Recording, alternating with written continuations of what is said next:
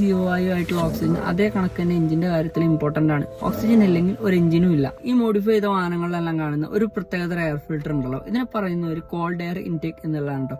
ഇതൊരു എഞ്ചിൻ പെർഫോമൻസിൽ വരുന്ന അപ്ഡേഷൻ ആണ്. അതുപോലെ തന്നെ എഞ്ചിന്റെ സൗണ്ട് കാര്യങ്ങളൊക്കെ ഡിഫറെന്റ് ആക്കാൻ വേണ്ടിയിട്ടെല്ലാം ഇത് യൂസ് ചെയ്യുന്നുണ്ട്. ഓക്കെ, ഇനി ഇത് എങ്ങനെയാണ് എഞ്ചിൻ പെർഫോമൻസിനെ ഇൻക്രീസ് ചെയ്യാനായിട്ട് സഹായിക്കുന്നത് എന്നറിയാമോ? ജീവവായുവായിട്ടുള്ള ഓക്സിജൻ അതേ കണക്ക് തന്നെ എഞ്ചിന്റെ കാര്യത്തിൽ ഇമ്പോർട്ടന്റ് ആണ്. ഓക്സിജൻ ഇല്ലെങ്കിൽ ഒരു എഞ്ചിനും ഇല്ല. എഞ്ചിൻ പ്രവർത്തിച്ചു പോകാൻ വേണ്ട ഓക്സിജന്റെ പ്രസൻസ് കൂട്ടാനായിട്ട് ഈ cold air intake system help ചെയ്യും. ടെമ്പറേച്ചർ കുറവായിരിക്കുമ്പോൾ ഡെൻസിറ്റി കൂടുതലായിരിക്കും. ടെമ്പറേച്ചർ കുറവായിരിക്കുന്ന എയറിൽ ഓക്സിജൻ മോളിക്യൂൾസ് എല്ലാം ഇങ്ങനെ അടുത്തടുത്തായിട്ട് കാണപ്പെടും. അപ്പൊ ഈ ഡെൻസിറ്റി കൂടുതലായിരിക്കുന്ന സമയത്താണ് നമ്മുടെ എഞ്ചിനകത്തോട്ട് എയർ എത്തുന്നത് എന്നുണ്ടെങ്കിൽ ഓക്സിജൻ മോളിക്യൂൾസ് വളരെ കൂടുതലായിരിക്കുമല്ലോ. ഓക്സിജന്റെ അളവ് കൂടുന്തോറും കൃത്യമായിട്ടുള്ള കമ്പഷൻ നടക്കാനെല്ലാം അത് ഹെൽപ്പ് ചെയ്യും. പക്ഷെ ടെമ്പറേച്ചർ കൂടിയ എയർ ആണെന്നുണ്ടെങ്കിൽ ഡെൻസിറ്റി വളരെ കുറവായിരിക്കും.